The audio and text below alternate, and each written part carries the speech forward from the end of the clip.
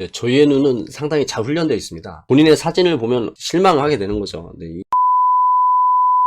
네, 저희의 눈은 상당히 잘 훈련되어 있습니다. 영화를 보고 또 TV를 보고 그다음에 이제 스마트폰이 있죠. 이런 것을 보면서 이제 어떤 것이 상당히 좋은 장면인지 어떤 것이 좀 보기 안 좋은 장면인지가 기본적으로 훈련이 아주 잘 돼 있어요. 저희 눈이.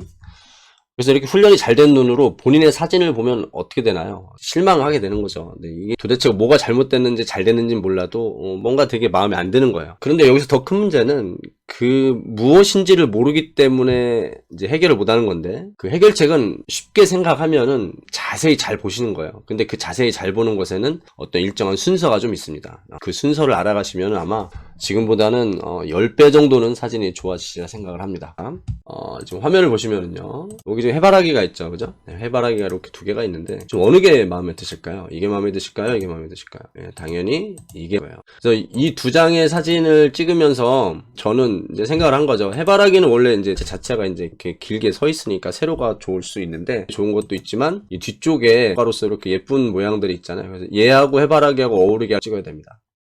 자, 그 다음 요거 같은 경우는 이제 세로 사진이에요. 이제 메타키를 찍은 거고요. 가로 사진이에요. 여기에서는 메타의 이런 이제 긴 세로의 모양하고 하늘에 떠 있는 구름, 그리고 이제 태양이 이런 빛갈라짐, 이런 것들을 넣고 이제 세로로 찍은 거고요. 얘 같은 경우는 이제 메타길의 이러한 어떤 그늘, 그리고 그 바깥쪽의 풍경들, 구름의 풍성함, 이것들을 담기 위해서 이제 가로로 촬영을 한 것입니다. 자신이 촬영하는 그 장소, 즉 형태, 어떤 모양, 그런 거에 따라서 가로냐 세로냐를 일단 결정을 하셔야 돼요. 가장 기본적인 결정이 돼야지만이 그 다음을 이제 계획할 수가 있게 되는 거죠. 자신의 사진을 변화시키기 위해서 자세히 잘 봐야 되는데, 그 첫 번째가 바로 형태를 보는 것입니다. 점, 선, 면, 것들이 연결이 돼서 어떤 일정한 모양을 만들게 되거든요. 정리를 하면은 안정감이 느껴지는 단순화된 형태를 찾으시는 게 좋아요. 안정감이라는 거는 결국에는 수평과 수직이 잘 맞는 기본적인 안정감이 되겠죠. 단순화라는 거는, 그런 안정감을 주시려면은 복잡한 곳을 촬영해서는 그 안정감을 주시기가 힘들어요.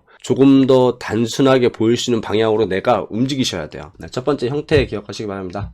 두 번째는, 자, 지금 이 사진을 한번 보실게요. 저희의 사진은 모두 밝은 곳과 어두운 곳이 촬영되게끔 되어 있습니다. 근데 저희들은 이거를 잘 못 느껴요. 밝은 곳과 어두운 곳의 차이에 대해서 잘 생각을 안 하세요.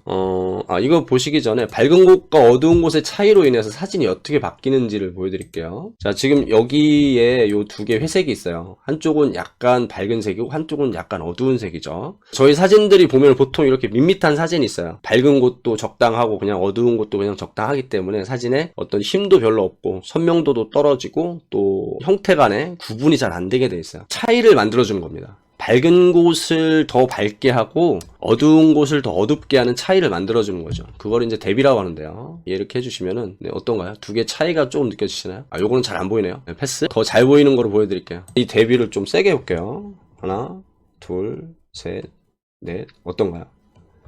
밝은 회색은 더 밝아지고 어두운 회색이 더 어두워지면서 두 개의 차이가 명확해지죠. 그리고 선명도도 달라지게 되어 있습니다. 그 스마트폰 사진 같은 경우에는 이 대비가 자동으로 적용이 돼요. 그래서 보면은 그 대비 정도가 좀 강하게 적용이 되기 때문에 선명해 보이고 또 피사체 간의 구분이 잘 되기 때문에 DSLR을 처음 다루시는 분들은 이 대비를 내가 만들어야 돼. 그래서 선명도가 떨어지고 뭔가 밋밋해 보이는 거거든요. 그래서 그렇기 때문에 저희들이 처음에 스마트폰에서 DSLR로 넘어오면은 이 부분 때문에 실망을 하시게 되는 거예요. 그리고 자신의 사진을 보실 때 밝은 부분과 어두운 부분이 두 개의 차이가 확실히 느껴지는지를 보셔야 돼요. 밝은 부분과 어두운 부분의 차이가 잘 느껴지고 그 차이가 최대한 유지가 될 때 그때 사진의 선명도는 훨씬 증가를 하게 돼 있죠. 만약에 한 번 더 땅 하면은 어떻게 되나요? 네.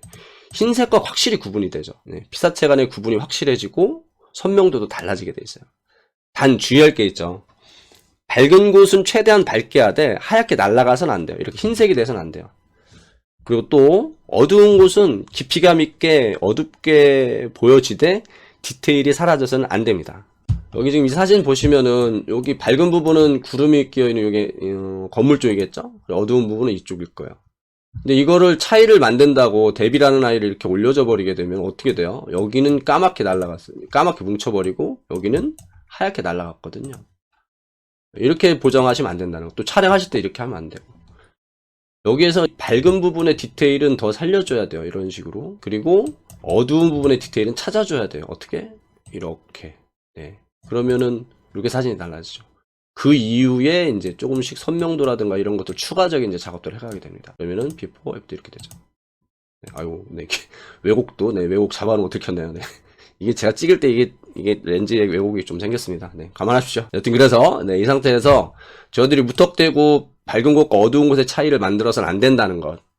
그 이전에 이 사진의 밝은 곳과 어두운 곳의 차이가 발생해야지만이 사진이 좀 더 선명해지고 이러한 형태들 간의 구분이 명확해진다는 것. 이것을 기억하시면 되겠습니다. 네, 자, 그럼 마지막이죠. 자, 마지막은 이제 색에 대한 이야기를 해드릴 건데요. 그러면은 첫 번째로 만들었던 형태, 말씀드렸던 형태, 네, 안정감 있는 단수나, 두 번째, 이제 밝은 곳과 어두운 곳. 짧게 말하면 명암입니다, 명암. 사진의 명암. 네, 명암의 차이를 보셔야 돼요. 그 다음 마지막 보실 게 이제 색인데, 저희들이 사진을 첫 번째 보면은 하는 말이 대부분이 다, 와, 색감 좀 봐요, 색감 좀 봐. 물론 색감을 보는 거는 저희들이 잘 보긴 해요. 근데 저희들이 그거를 이렇게 완성하기까지는 색감은 아예 처음에는 신경을 쓰지 마셔야 돼요. 저는 저희 수강생분들한테 색에 대한 고민은 절대 하지 마세요라고 말씀을 드려요. 처음에는 형태하고 명암을 좀 안정감 있게 만든 다음에 그 연유에 이제 색을 입히는 작업을 하셔야 돼요. 지금 이 보여지는 사진에서도 지금 구름과 하늘의 이 파란색과 구름의 이 흰색이 잘 구분이 되어 있거든요.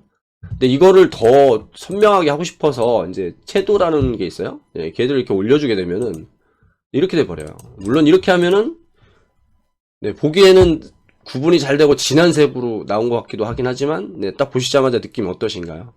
상당히 이질감이 생기잖아요. 네, 뭔가 과보정됐다 이런 식으로 보일 수 있기 때문에 채도 조절은 내가 이 채도 조절을 하면서 이 색이 다른 색에 침투를 하는지 안 하는지를 볼 정도로 연습을 많이 하셔야 돼요. 네, 그래서 그 연습 방법은 뭐 이렇게 크게 했다 작게 했다 하시면서 이제 보시는 게 이제 기본이긴 한데 이제 오늘은 뭐 여기까지는 아니고 주의하실 것은 내가 촬영된 사진을 보실 때 색감을 보긴 봐요. 그런데 뭐를 보시냐면은 이 색이 과연 과장되지 않고 잘 입혀진 색인지 혹은 지금 이 색이 다른 피사체 색에 침투하지는 않았는지 네, 그런 것들을 보셔야 돼요. 그래서 색 작업은 상당히 섬세한 작업입니다. 그래서 처음에 사진 공부하실 때는 색에 대한 고민은 일단 안 하시는 게 좋아요. 아까 보여드렸던 보정에서 명암 작업을 하면서 이미 색은 또 선명해지게끔 되어 있어요. 그렇기 때문에 색에 대한 고민을 안 하시는 게 좋습니다. 네, 오늘 이렇게 좀 짧으면서도 약간 길게 좀 해드렸는데 더 짧게 하려고 했는데 어떻게 또 길어졌습니다. 여튼 자신의 사진에 문제가 있을 때는 그 사진을 좀 자세히 보시는 습관을 들이셔야 되고 그 사진을 자세히 보는 순서는 형태, 즉 어떤 외모적인 것을 먼저 보시는 것과 그다음 두 번째로는 그 사진의 밝은 곳과 어두운 곳이 잘 차이 나게끔 그렇게 되어 있는지, 잘 완성되어 있는지, 안정화되어 있는지를 보신다는 거. 마지막 세 번째로 색을 볼 때 너무 과장된 건 아닌지, 색이 침투를 한 건 아닌지를 보시는 중에 저는 이제 수강생분들 하루에 1%씩만 성장하시면 된다고요. 그러니까 사진 하실 때 너무 깊게 하셔도 안 되고 그렇다고 너무 이렇게 대충 하셔도 안 돼요. 네.